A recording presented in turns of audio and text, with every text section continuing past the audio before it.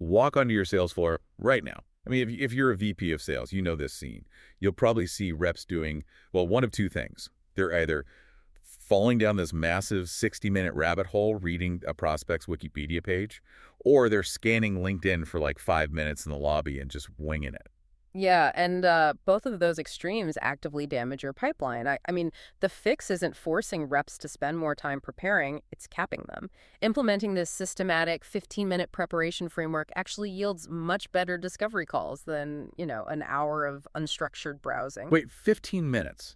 Just across the board. I mean, it's like medical triage, Yeah. right? You don't need an MRI for a paper cut. So how do we categorize these calls?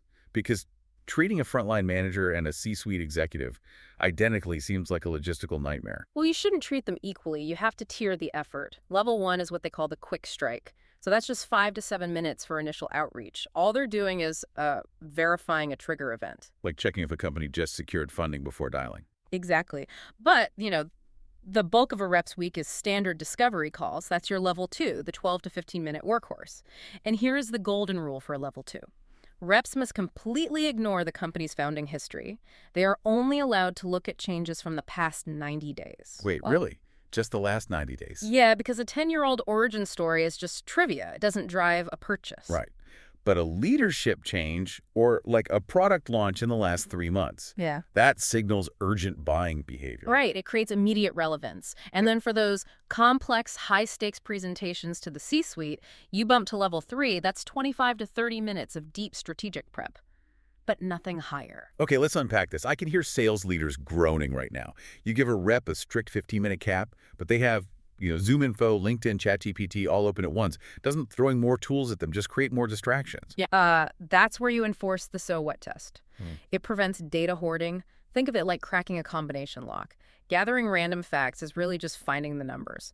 The so what framework forces the rep to put those numbers in the correct sequence to, actually open the door to a conversation. Okay, so how do they sequence it in practice? First is the observation, like, I see you raised $50 million, so what?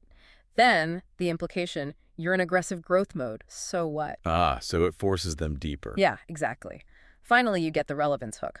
You likely need scalable infrastructure right now, not just temporary point fixes. See, they've translated a raw fact into a business conversation. Oh, wow. And I'm assuming generative AI is like what makes compressing this synthesis into 15 minutes possible, right? It is. AI shaves about 3 to 4 minutes off that synthesis by summarizing public data instantly. But, and this is crucial, there's a massive blind spot. AI has zero context about your CRM. Oh, right. It doesn't know that your account executive had an absolutely terrible call with this exact account like 6 months ago. Spot on. It's a research assistant, not a replacement for your own internal intelligence. So what does this all mean for you, the VP of sales? If AI is drastically shrinking prep time, we can't just track time spent researching anymore.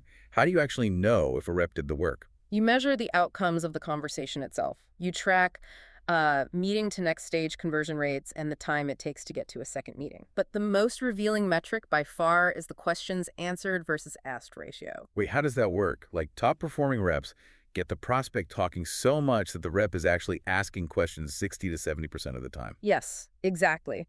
Because they prepared well enough to ask consultative, open-ended questions.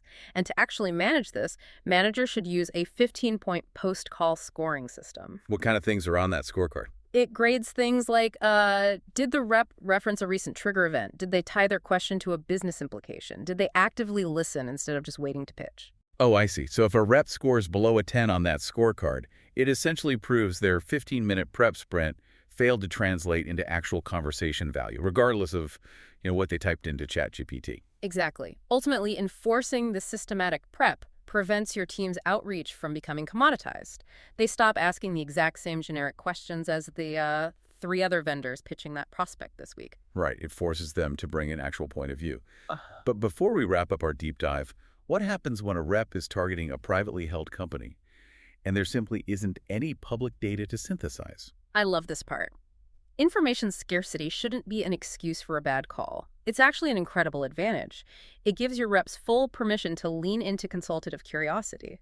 So if you don't know much about them, you just have to ask deeper diagnostic questions. Precisely. Framing information scarcity as an advantage. Yeah. using the lack of information as a deliberate strategy to get the prospect to open up.